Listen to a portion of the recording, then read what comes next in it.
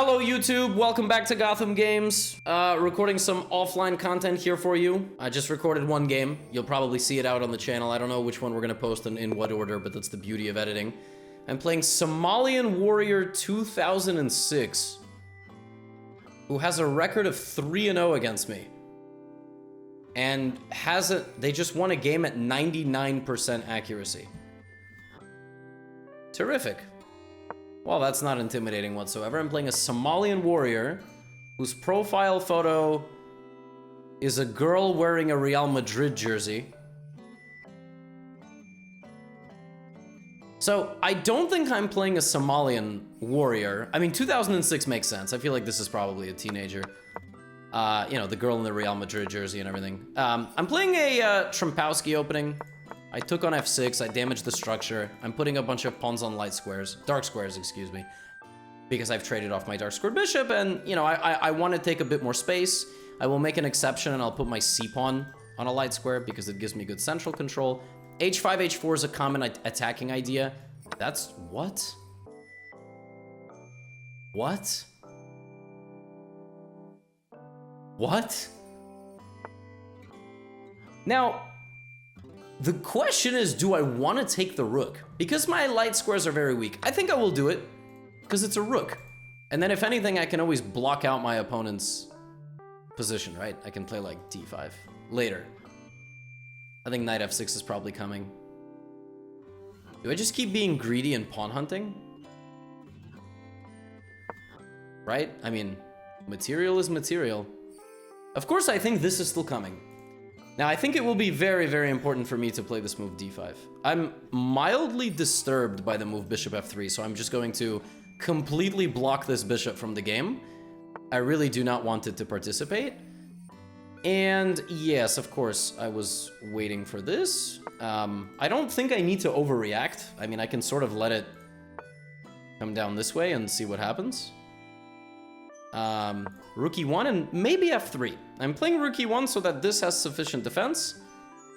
Yes, I kind of expected this move. I like that my queen has eyes on this. Maybe I don't have to even do anything. The knight is probably going back to e5. Knight c6 is a reasonable move as well. Let's come back. I do want my queen for defensive purposes, and I also don't want to tank all my time. That would be a very tragic way to lose. Okay, my opponent's trying to mate me. Understandably so. Can I play king g2 or is this nuts? I just want this. It's very convenient none of that is... that this bishop is just not participating in the game. I'm always looking at sacrifices. I'm looking at bishop takes. Maybe I'm gonna rotate my knight to f4 just to, I don't know, participate more. I would love to play f3, but I think I need to guard that better. I don't know. The more pieces I trade, like if I trade the queens here, I'm completely winning. Just another thing. You have to always kind of think about what are the trades you would love. I would love to trade the heavy pieces. The queen, I will never get mated here if there's no queen on the board for black. So I like that my opponent is spending a bunch of time here. It means they don't know what to do. And in moments like that, sometimes you do something desperate, like maybe c5. Try to like get the, but that doesn't do anything. Also can just go knight f3. And then queen h5, rook h1. Okay. I was not afraid of that move. So I will play knight f3. Do I start firing back now? I think I'm just gonna fire back. I expect f4, but that doesn't really... Whoa! I'm extremely happy to trade rooks. Because I think once we trade the rooks, we are trading a whole lot more than that. And they just resign. Wow. Wow. That was a clean one. I mean, I don't know what... Bishop d7 was kind of an insane move. I'll play one more. And then maybe we can analyze both games. Let's play a Caro Can.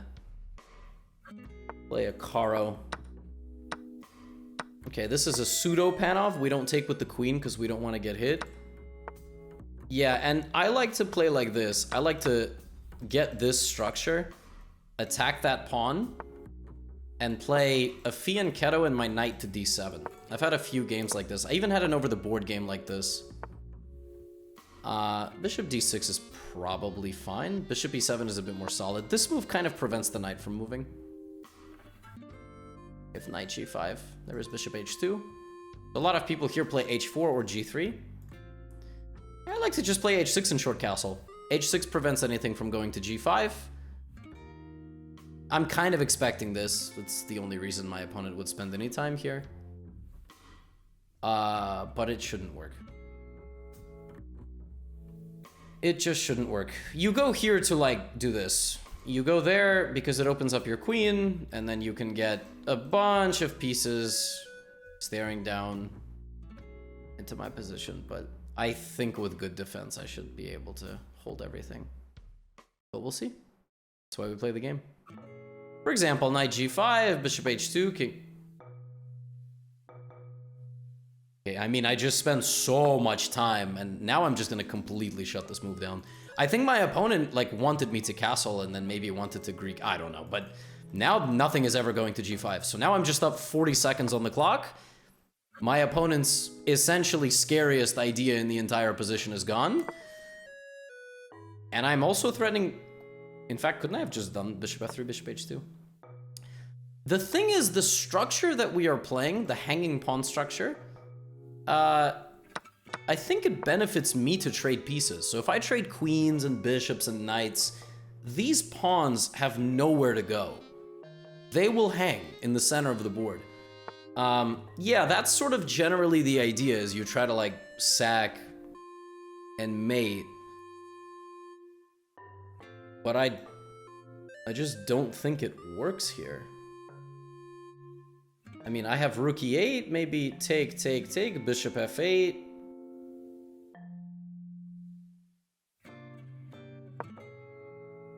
Is he gonna play like here or something? Is that the idea? Take. No, it's not the idea, like, at all, in fact. Okay. But now haven't I gotten through the worst of it? I expect a5, probably. Rook. Wow. Queen f5? I guess rook g4 is the point. But then knight f6.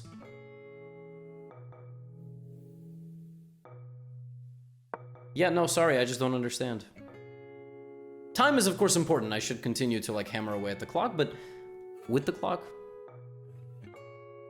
A queen trade is a massive benefit to me. I will never get checkmated, and these pawns are just bad for the rest of the game. And I'm pretty sure I'm forcing a queen trade. I mean, queen h4, I have this.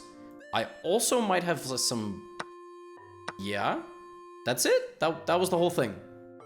I'm done now. I'm done worrying about... Wow, okay. Can I go rook e4? Sometimes when your rooks face each other like this, you have these creative mechanisms to trade on your own terms, and maybe I'll play knight f6 too. Yeah, I mean, I just have a massive time advantage. I can start walking my king over. I don't necessarily think this is the best move. I'll put my knight there. Do I want to trade? Or do I want to still try to trade on my own terms? Let's try to trade. Put the knight on d5. Oh, that's a good move. I kind of misevaluated that. Maybe h5, h4. Try to instigate. Whoa, wait a minute. This also looks nice. This is a strong idea, yeah. It's a strong idea. Should still be fine. I think taking on f4 is probably good for my opponent, but defending that pawn will be very difficult. And wow, opponent just is not even interested in trying. We love that. I don't want to allow this pawn in, but I don't think I have much of a choice. That's hanging now. Let's take. On here, knight h4.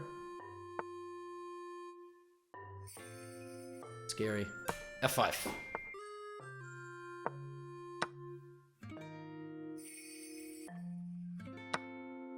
Oh man, I just realized there's that. Oh no. Yeah, I'm just lost here.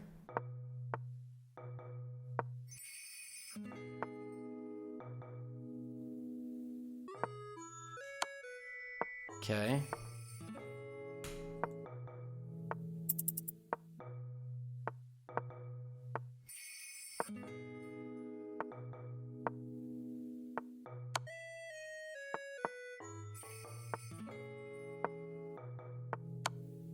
Maybe?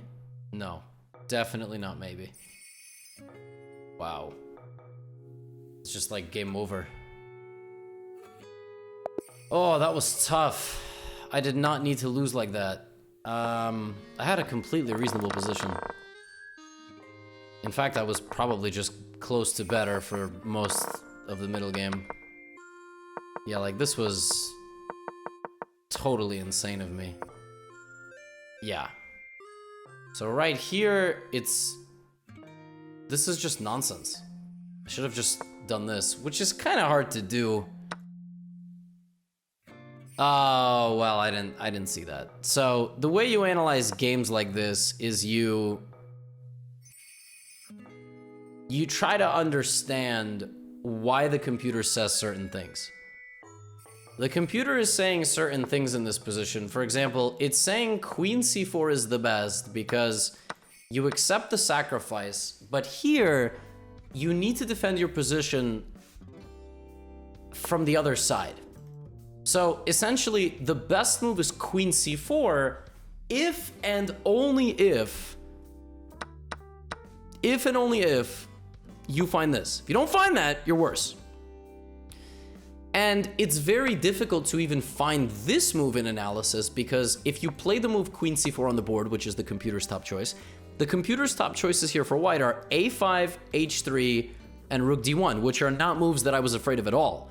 The move that you are frequently afraid of is not even in the computer's top choice because the computer's better than you. So the computer will never play bishop takes pawn. It will never do that because it sees the fact that, you know, you just play like queen g6 or something, or even this, and there's no mate, and it's not afraid, but you're afraid. So I could have probably done a better job there. But I mean, I have no business losing this position whatsoever. And the computer just wants me to do this. It didn't want me to trade rooks. And then after that, of course, you know, you have to make quick decisions, and I was doing my best, but yeah, opponent just had a good position and traded the pawns much better than I did. And these pawns were killer. Connected, D and C, and they're both passers. So they both have no pawns obstructing their path forward, and as you can see, they were very powerful. In fact, they were unstoppable. Once they got moving, it was game over. So, instructive. Instructive.